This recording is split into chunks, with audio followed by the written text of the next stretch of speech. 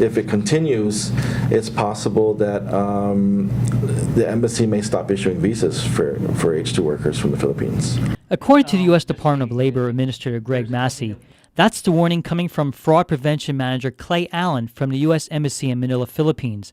Massey says since January of 2009, a new U.S. immigration law came into effect that prohibits recruitment fees charged to workers as a condition of employment, specifically to H2 workers.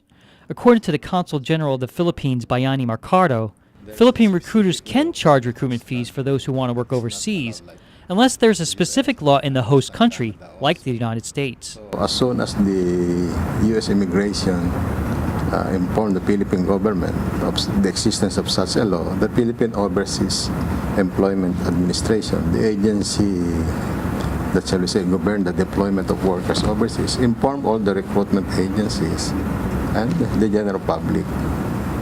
But apparently, some recruiters, according to the U.S. Embassy, is not following strictly this U.S. labor regulation.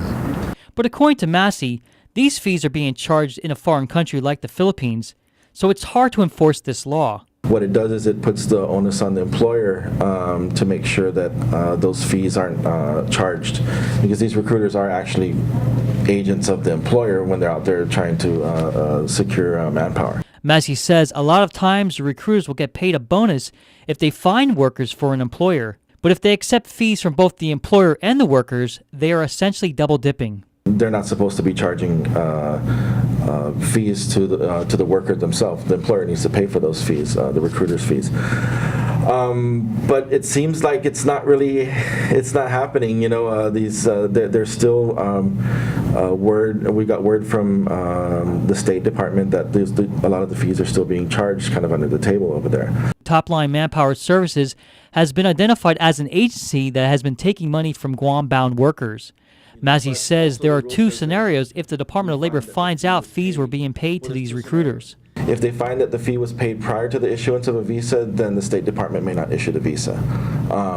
If we find that it's done after and the worker came already, then U.S. Citizenship and Immigration Services might revoke the approval and force the employer to send the workers home. It's against the law, and then the labor recruiter will be administratively dealt with by the POEA. Massey says employers need to make sure the recruiters are not charging their worker fees. He says it all comes down to the credibility of the recruiting agencies. According to Massey, once word gets out that the law is being enforced by the U.S. State Department, U.S. Department of Labor, and the U.S. Immigration, he feels these illegal fees will stop. David Macaluso, PNC News.